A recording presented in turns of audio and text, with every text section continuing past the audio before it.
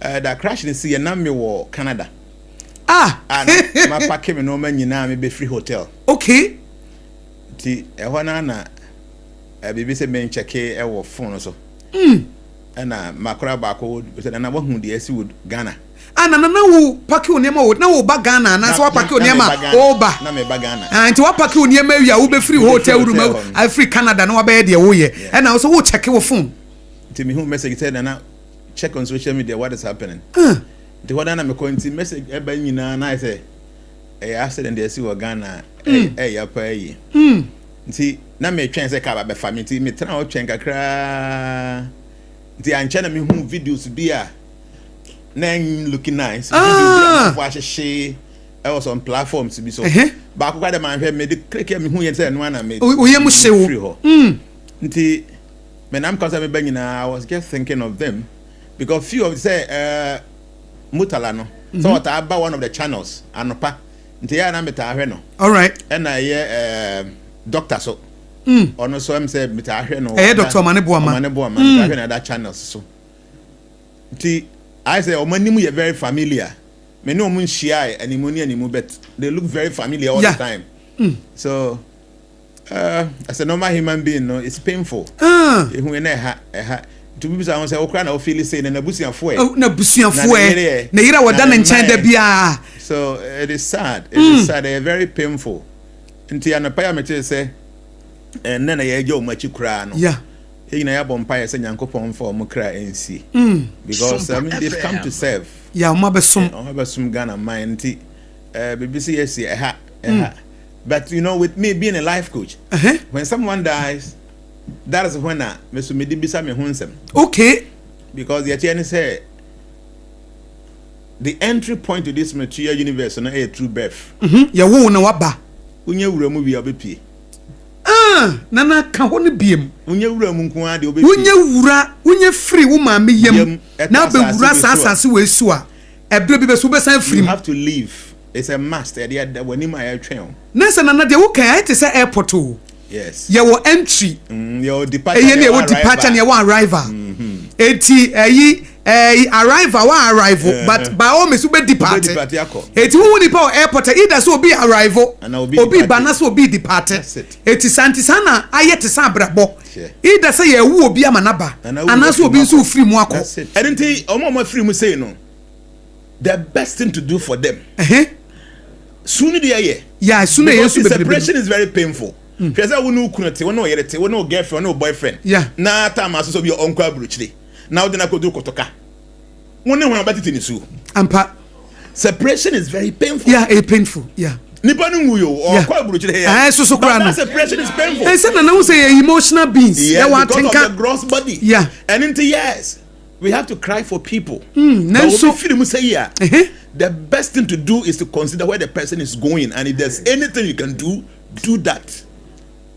Nana say so obi wu say ya so na yesu ne ye kasa na ye kasa ne nyina ye na emomu no se wo busa wo ho yes asa dan le bra wo so yes eno so na ya ne ye nye no ye dan ne aba ye ho so na ye hu se na me nso so no na me nso so kwa be na me fa so obi busa me se akoso wonim se me hu se helicopter na crash me busa mo se etimi so ma wie ye be se na timu bia because see game look at the body the way just night and basa so wo timu bia just imagine this because already see do nketia we ye trofo we ye chairman ma ndc o se ne o esesen ko tiplane ni mu bi you see na mani u baba be di ho no nkobo wo se esesen ka na o tiplane ni mu bi ena emergency bi bae ena o friend ne vice Dr. Sapon se ko tene mu mame president nso na nese so okọ ena so Dr. Maneboama won so tene mu mame ena ayi asonse mrahye badwane Muntaka Mohammed interior minister ona na eko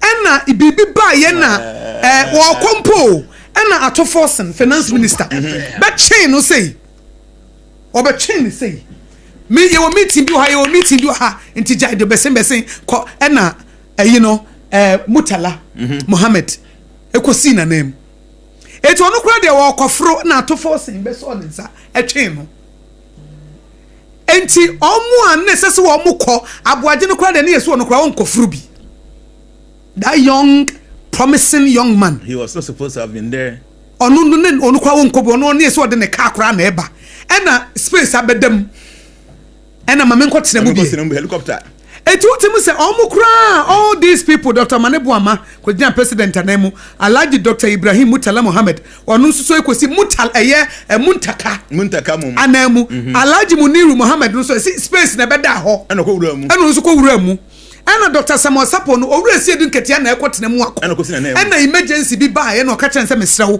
kọ na fa koma me asafo de na ye nim ena aye Samuel Abuaji so adie wono so ne eso de ne car kora eti se ne oboase MCE kasa na so wono no nim so timbi because of friend ka kyense won fa kan hia won mo ha no nko peke helicopter no mo mutim no won fa mo mra oboase enti papa me pese ye basa eho no because ye dwene mo ye prekese sure obi bo kofro ena ya twene bie ena to for say no obepchene se besen na meti bi wo sese wotenem ena obi akwakotenem papa eho no ya dwene mo ye ntanta wada wo good no edi na betime bie ani e wo opportunity for me to say this the thing say obreso say wo kwa nothing can be done about it you will go.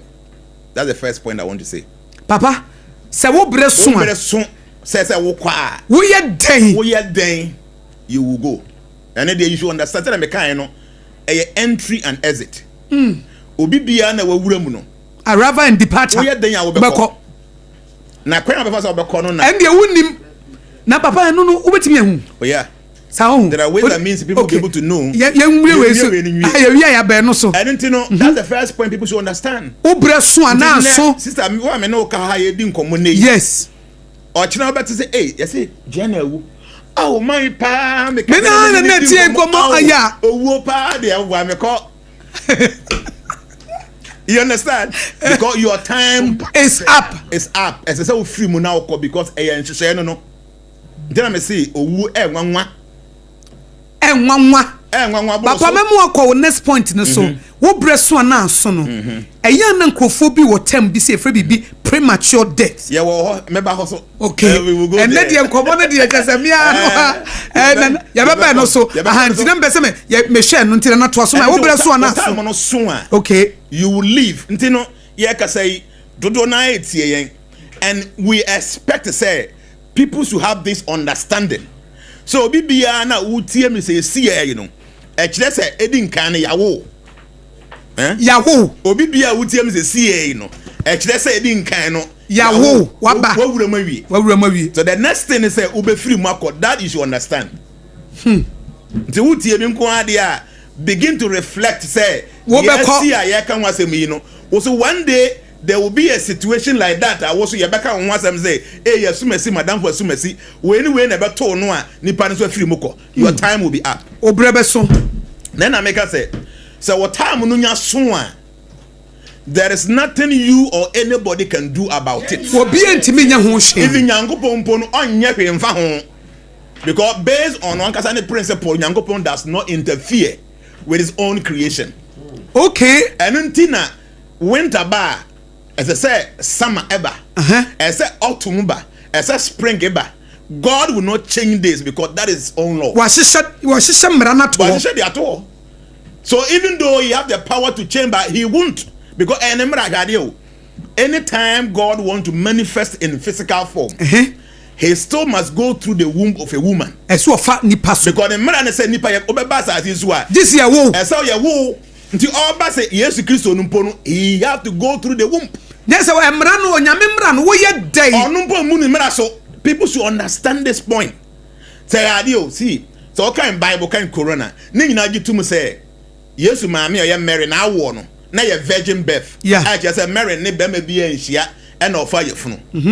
Tinyangopon no no otimi ma obi o ye oba etimu take si a ye nim say science say be ma hunsuo ne oba hunsuo ne kabo mu ye eba say anyame no timi ma oba nko anyensen wa abra be ma nsuo enka ho a say anyame ne betimi akreti nipa afiri duam obetimi akreti nipa afiri obuom ba nyame mra ne say wo ye nipa na oba asase so a this wo fa oba wo be fa womb fa duam wo be fa womb the womb of a woman tinyame mpo say oba asase so a he still go through that principle because mra wahyehye nti ya wo nko ade what it means in say one day you must leave. Enti na pese obi a wutie ye bia sabre wutie sompa 106.5 FM Accra say fa hye wutrim ye wo entry ye wo departure na sa arrival departure wunya bade a wo bekonti mane ngo wutrim dada se menya ba hai de time ne beso ama makọ na obi beka say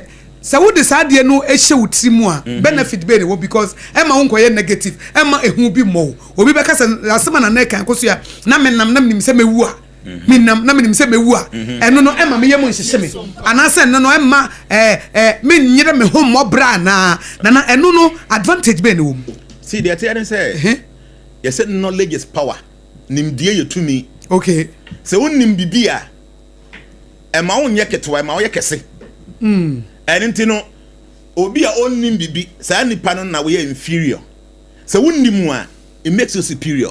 Oh, nti se minim se bi pia bonten na we beto me a yeah saa nimdie no mama nya to me so it means that if I don't have to go I'll stay back nti nimdie ye to me nti obi bia no a na dwe ye ne se onim se obewu a ebi ema ne mobra no saa nipa no nimdie de nimdie timi ye okay because they say na wonim no are you not going to die ubewu enti se wonimu a no krampo na se ma wo yire ho ema wo kwan ma wo toto wa na mo ye oh wow I like the benefits. See, I am a very careful person when it comes to how I deal with people. Because I know, say, Dr. Manebo Amanamo, my films see a man for come home saving. Yeah. Afidie so the obi a cast and pass and pa. But on personal basis in common and amontu omanim krofo adidino. Say enya deep down the heart of those people, they will be cursing them. Ampa. Nipa womunim womu personally. Intimately. Some relationship be some deals be. They will say this people are way or set. I'm not saying Matiasia na metiasia. So no be en dealing here. And if you were sissy will be and that's why you will be bonibia. Nipa ni timone dia. And no at all no. Yeah. Because of this, I'm very careful how I deal with people. We ya sheye kwa faso ni nipa ete because me nim say one day me free the me na me free me say Dr. Manebo Amane mpanyimfu akaya e dey na nipa be kan fa me man for be kan fa me ho e very important to me into the knowledge of knowing say ubewu enye just theoretical but practically no e ma kwan ma wototo wa na mo yi na obe ye nipa papa nana mame musa o e die enti na se woni ho a die nipa be kan wachi ehia wa de enti na ehia very important because that's a part of your legacy. Powerful. Legacy is so important. Shadio, I will have children, I will have family. My legacy major or no ebenya influence on them. Because na the interview busa sa question is obi wo ho a. Na o se me dey se me wu asa. As entina ma me busa obi wo yan so me dey se me kwa na makọ. Dey me wi na me kọ dey mo ba bia no maye because Bible mu story bi wo ho one of the kings no o ma ho kwan ma Babylon hene e be hye na himfie. Yes. Anyenya me fe. Yes. Eti Nyankopon soma odifo bi so o me kan kire ne say because of this say ni say beto was o se me yenu ho na me ni ho. Asema ho hene ne kan I think say Hezekiah dey nyame man e 15 years kan himfie ho no Hezekiah on na kan so na say enunes wono de won care ba ne nana no mo no a see the American I mean legacy nan kasa represent two forms. Okay, because you are leaving this realm to a different realm. Yeah, the legacy stays here and follows you. Dia wo be ye no e be ka ha na di wachi and into mystically you say if we are saying no my nyina ade ba ko pa edi achi the deeds of I mean the result of our deeds. Enuma e free enuma achi eno pe de be di achi eno be di achi so doctor abebo ye wo PhD whatever any nyina ndi wachi but the result of your deeds that's the only thing that follows you.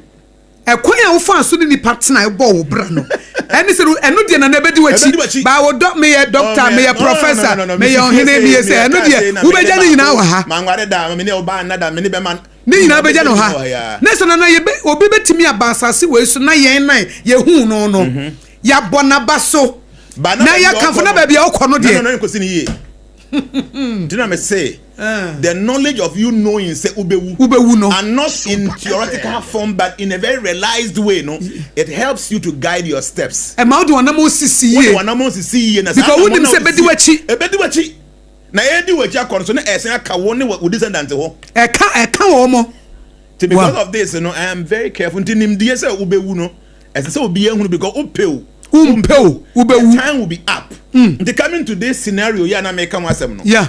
So time no so a. So upel. Ubeko.